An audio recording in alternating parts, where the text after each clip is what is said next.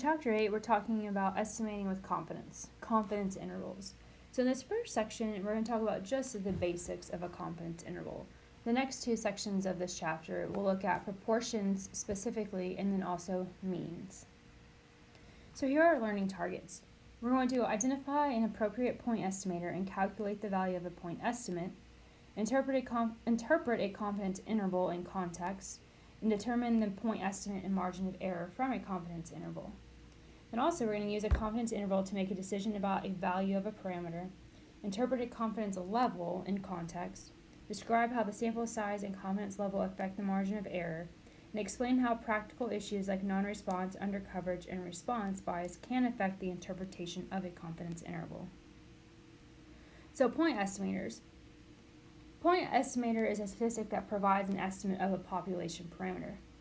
The value of that statistic from a sample is called the point estimate.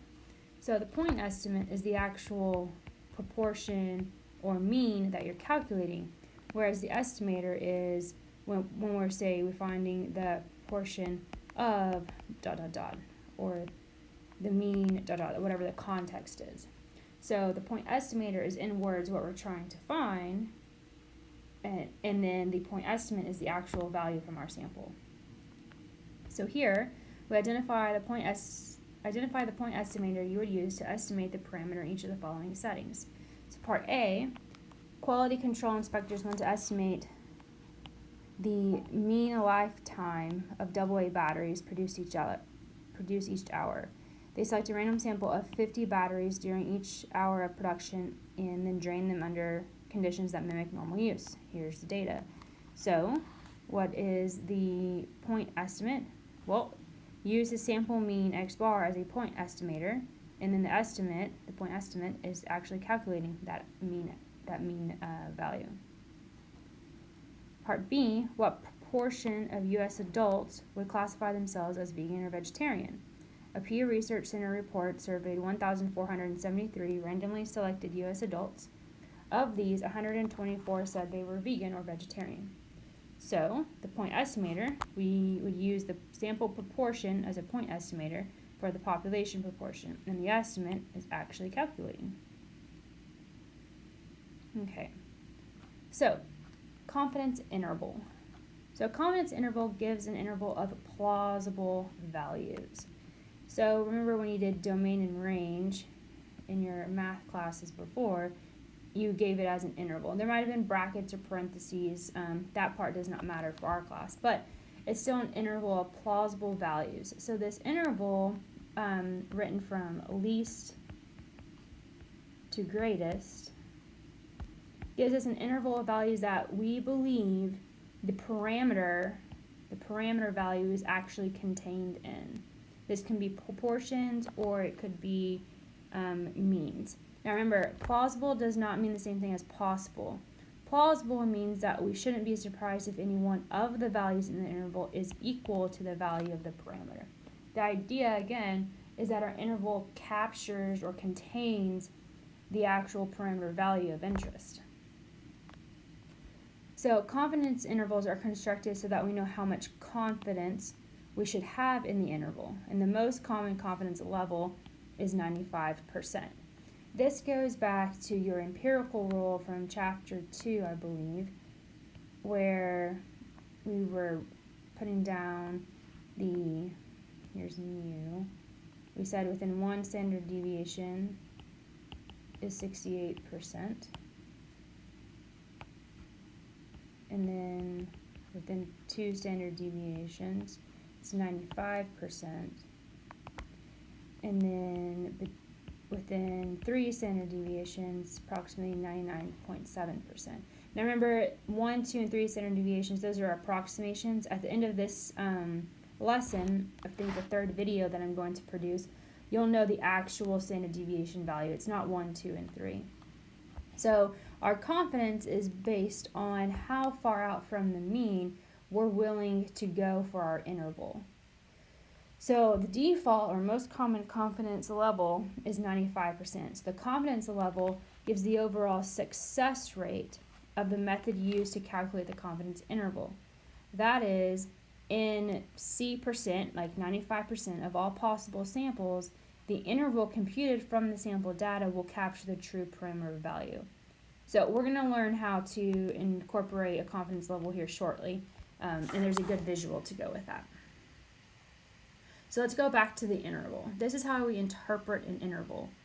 So we say that we are blank percent confident, so typically it says 95. We are blank percent confident that the interval from blank to blank, these are the values on our interval, captures the true,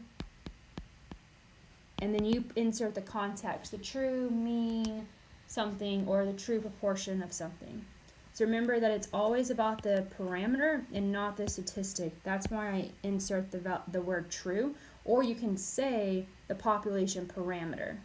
But if I say true proportion, that means population parameter. So how do you construct one? So this is just a basic idea of how to do this. Again, in the next two sections, we'll talk specifically on calculating it with a proportion versus a mean. So to create an interval of plausible values for a parameter, we need two components. You need a point estimate, that's the midpoint of the interval, and then you need the margin of error to account for sampling variability. Right, because the first sample I take will give me 1 point estimate, but a second sample would give me a different value. So here we have, just kind of like on a number line, we have our point estimate that we got. This would be our sample value. So this is x bar or p hat, depending on what we're doing. And then we add and subtract our margin of error. So this is the basic formula for finding or calculating a confidence interval. How the margin of error is calculated differs when it's a proportion or a mean, but we'll look into that deeper when we get to those sections. So here we have the margin of error of an estimate describes how far at most we expect the estimate to vary from the true population value.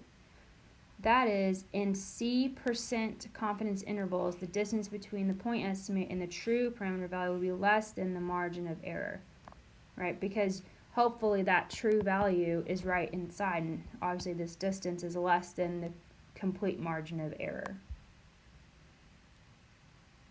All right, so let's do a little bit with confidence intervals. So 2 weeks before a presidential election, a polling organization asked a random sample of registered voters the following question. If the presidential election were held today, would you vote for candidate A or candidate B? Based on this poll, the 95% confidence interval for the population proportion who favor candidate A is 0.48 to 0.54. So part A, interpret the confidence interval. So what does 0.48 to 0.54 mean? Well, we are 95% confident that the interval from 0.48 to 0.54 captures the true proportion of all registered voters who favor candidate A in the election. So remember, what I have here highlighted is just kind of like what you're filling in the blank on that previous slide. It's a fill in the blank sentence. All right, part B. What is the point estimate that was used to create the interval, and what is the margin of error? So here we are not given the sample data, we are just given our interval. So how can we use our interval to calculate the point estimate? Remember, the point estimate is the center of this interval, and the margin of error is the distance from the center to one of the extremes, the lower bound or the upper bound. So to find the center, the easiest thing to do would be to find the average. Add the lower bound and upper bound together and divide by 2, and then it gives you your point estimate. From that, to find margin of error, it's a distance from the point estimate to the upper bound or lower bound. So I could take the upper bound and subtract the point estimate, or I could take the point estimate and subtract the lower bound, whichever one you want. So then we get the margin of error. So part C says, based on this poll, a political reporter claims that the majority of registered voters favor candidate A. Use the confidence interval to evaluate this claim. So we're asking ourselves, based on this interval, are we supporting or saying otherwise about the majority of registered voters favoring candidate A? Remember that the interval contains plausible values for the parameter value. So because there are plausible values of p less than or equal to 0.5, because majority it has to be above 0.5, because it contains plausible values less than 0.5, the interval does not give convincing evidence that a majority of registered voters favor candidate A. Remember, if our interval contains values that do not support the claim, then we have reason against it. If all of the values in the interval do support the claim, then we have no evidence against it.